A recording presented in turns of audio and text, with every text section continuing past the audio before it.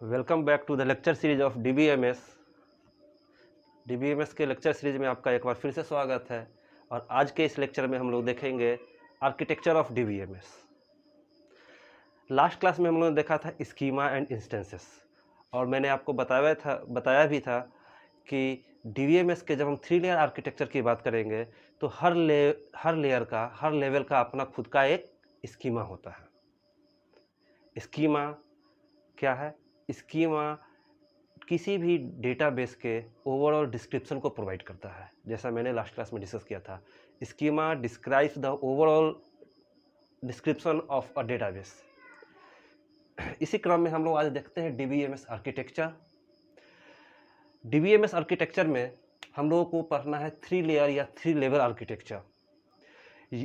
To make the user convenient, to make the application which is used by the user convenient, DBMS introduces 3 level architecture और 3 layer architecture we can say। User के usage को, applications को, DBMS के applications को user friendly बनाने के लिए DBMS ने एक 3 लेवल आर्किटेक्चर को इंट्रोड्यूस किया था, which is known as DBMS 3 layer architecture और 3 लेवल आर्किटेक्चर। आज हम लोग अपने इस क्लास में 3 लेवल आर्किटेक्चर को देखेंगे। तो DBMS के जो 3 लेयर्स आर्किटेक्चर है उसमें सबसे पहला लेयर जो होता है दैट इज फिजिकल लेवल, या physical layer we can say physical level. Second one is logical layer and the third one, the top most layer is external layer. एक एक करके हम लोग बारी बारी से देखेंगे।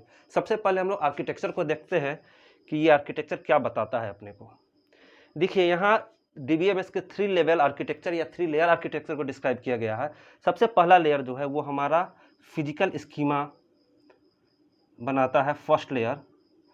इसी को हम लोग डेटा टियर भी बोलते हैं, जहाँ पे हमारे इंटायर DBMS का, हमारे इंटायर डेटाबेस हमारा यहाँ प्रेजेंट होता है, और उसके रिलेटेड, उससे डेटाबेस से रिलेटेड जितने भी स्टोरेज होते हैं वो हमारा first layer that is physical schema वाले लेयर में स्टोर होता है।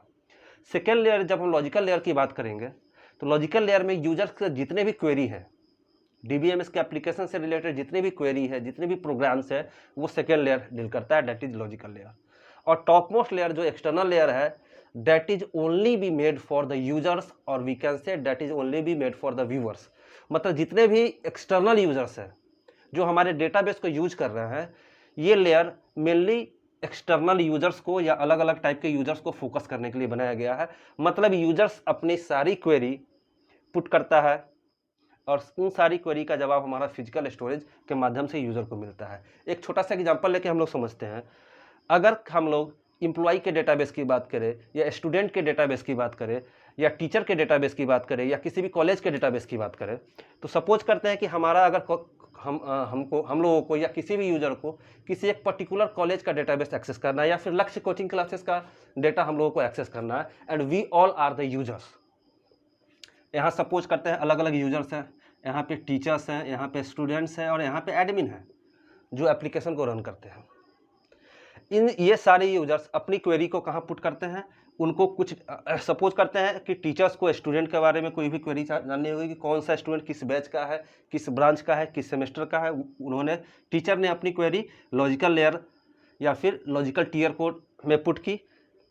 सिमिलरली स्टूडेंट ने किसी भी पर्टिकुलर सब्जेक्ट से रिलेटेड अपनी क्वेरी पुट की लॉजिकल टियर में।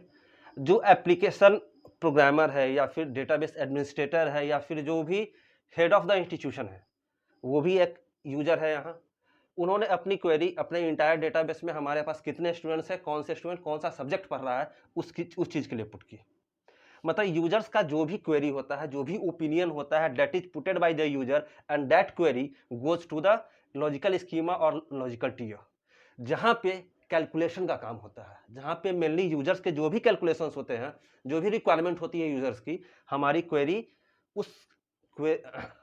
हमारी जो क्वेरी लेयर है, या फिर लॉजिकल टियर लेयर है, या फिर लॉजिकल स्कीमा लेयर है, वो यूजर्स के क्वेरी को यहाँ पे कैलकुलेट करती है और डेटा इकट्ठा करती है फिजिकल लेयर से। क्वेरी को सिंपली फॉरवर्ड किया जाता है डेटाबेस के पास।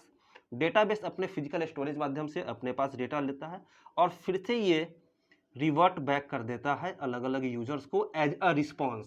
मतलब क्लाइंट का या यूजर का जो भी रिक्वेस्ट है उसको एज अ रिस्पॉन्स हमारा डेटाबेस अलग अलग स्कीमा से होते हुए यूजर के पास लौटा आता है।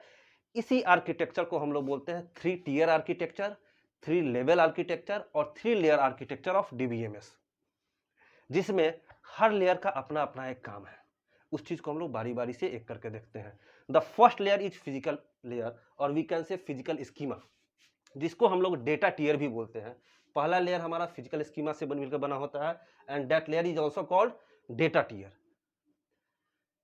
3 लेयर आर्किटेक्चर की जब हम बात करेंगे तो 3 लेयर आर्किटेक्चर डीबीएमएस को हम लोग, मैंने अभी जस्ट बताया आपको, क्या बोलते हैं, 3 लेयर आर्किटेक्चर, 3 लेवल आर्किटेक्चर या 3 स्कीमा आर्किटेक्चर के नाम से भी हम लोग डीबीएमएस के आर्किटेक्चर को जानते हैं।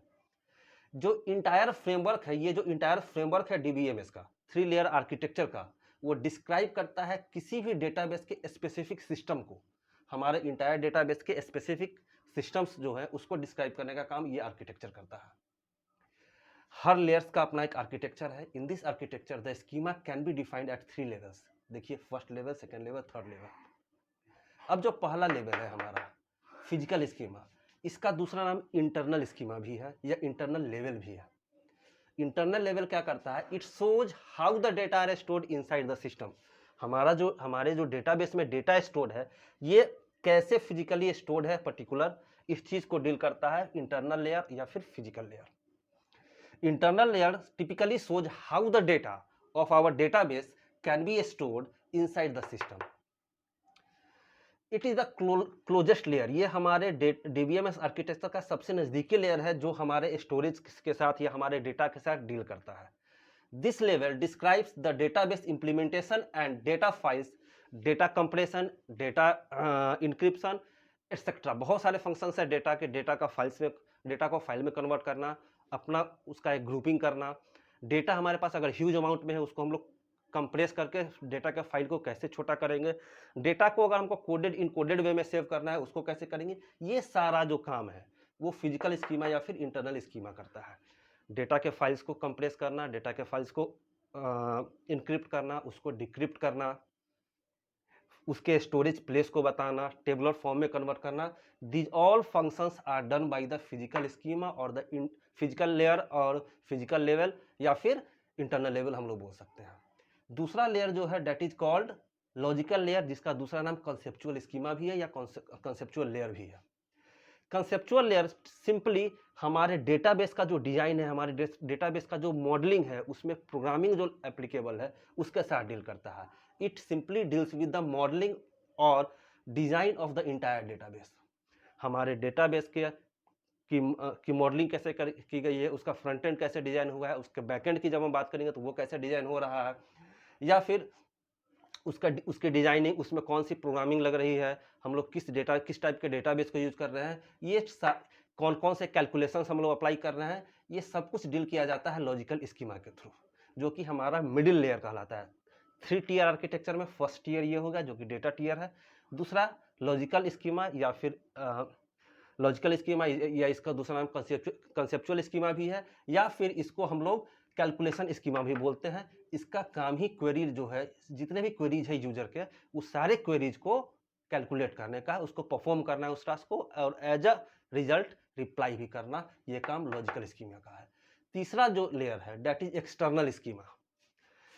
It is simply made for या it is generally made for, it is mostly made for the users या फिर एक्सटर्नल क्लाइंट, जो भी बाहरी यूजर्स हैं, या फिर इंटरनल यूजर्स जो हमारे डेटाबेस के हैं, हमारे एडमिन हो गए, हमारे डेटाबेस एडमिनिस्ट्रेटर हो गए। ये जो लेयर है एक्सटर्नल स्कीमा, ये उनके लिए बना है।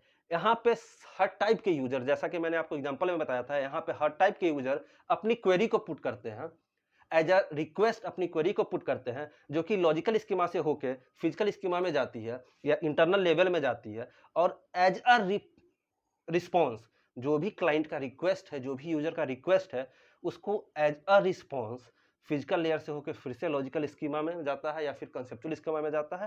क्वेरी को यहाँ पे कैलकुलेशन का काम किया जाता है, then after it is forwarded to the external schema जो एज अ रिस्पॉन्स होता है। मतलब 3 टियर आर्किटेक्चर जो है वो रिक्वेस्ट और रिस्पॉन्स का भी काम करता है। यूजर के जो भी रिक्वेस्ट या रिस्पॉन्स हो गया उसका काम करता है हमारा डीबीएमएस के अलग अलग layers. This is whole about the architecture of DBMS. I hope कि आपको समझ में आया होगा। सिंपली इसमें यह देखना है कि डीबीएमएस के जब भी हम लोग 3 लेयर आर्किटेक्चर की बात करेंगे तो हर हर लेयर के पास एक स्कीमा होगा, जैसा कि स्कीमा में मैंने आपको बताया था डीबीएमएस के 3 टियर आर्किटेक्चर में हर टियर के पास अपना एक खुद का स्कीमा होता है। वो तीनों स्कीमा कौन कौन से हैं?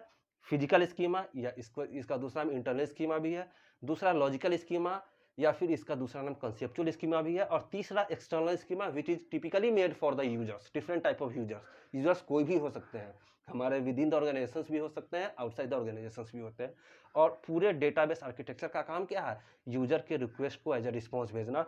डेटाबेस आर्किटेक्चर का ही काम है कि हमारा जो डेटाबेस है वो कहाँ पे स्टोर है, कहाँ पे सेव है, उसके फाइल्स फोल्डर्स कहाँ पे सेव है, हमारे डेटाबेस का स्टोरेज कहाँ पे है।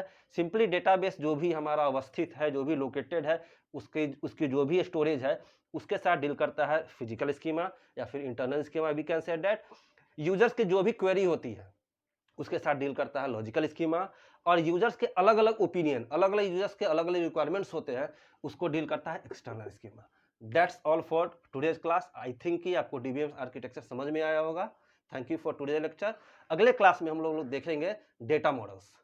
डीबीएमएस में डेटा मॉडल्स क्या होते हैं, कितने टाइप्स के होते हैं, network data model, hierarchical data model, relational data model, जिसके अंदर हम लोग ईआर डायग्राम वगैरह देखेंगे, ईआर मॉडल देखेंगे। ये सब हम लोग लेक्चर नंबर 6 में करेंगे। ये हमारा लेक्चर नंबर 5 था। आई होप कि इस लेक्चर में आपको सब कुछ समझ में आया होगा। That's all, thank you.